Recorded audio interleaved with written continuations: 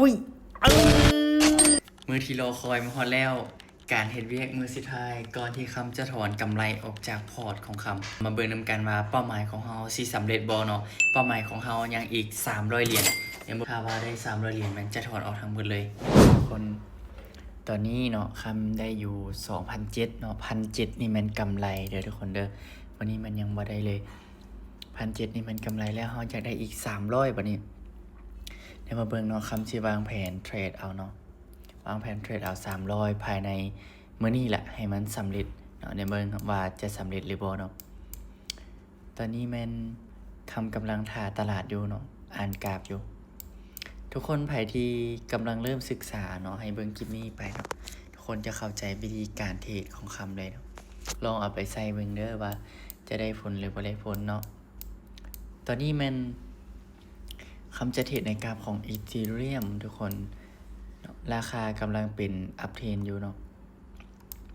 กำลังเป็นอัพเทรนแต่ว่าย่อตัวโซนนี้หน่อยนึงย่อตัวโซนนี้หน่อยนึงเราอาจจะหาจังหวะทำกำไรโซนนี้ได้เนาะ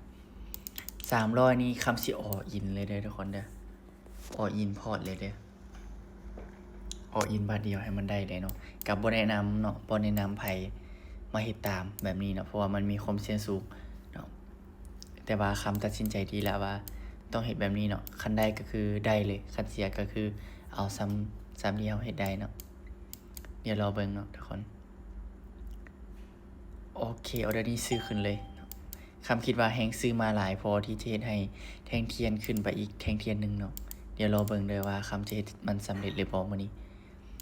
300ทุกคนให้เบิ่งแบบสดๆเลยมาลุ้นนำกันคำกับบ่ได้ออกออเดอร์ใหญ่แบบนี้เบิดเดือนเลยเนาะอดกันมามื้อนี้เนาะเดี๋ยวรอเบิ่ง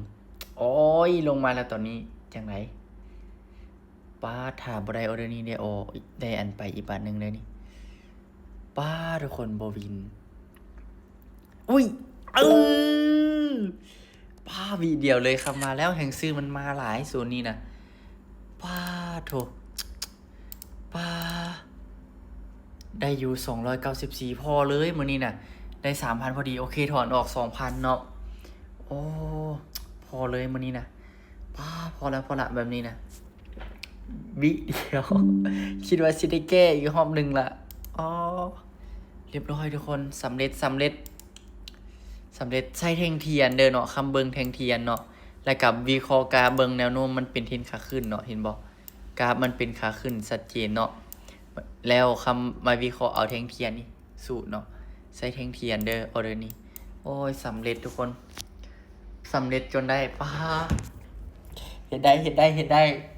พอคิดว่าสิเฮ็ดได้เด้อนี่ โอ้ดีใจทุกคน 100% เลยมื้อนี้ 100% 100% เลยมื้อนี้นะโอ้100%หากันได้ครั้งแรกนี่นะ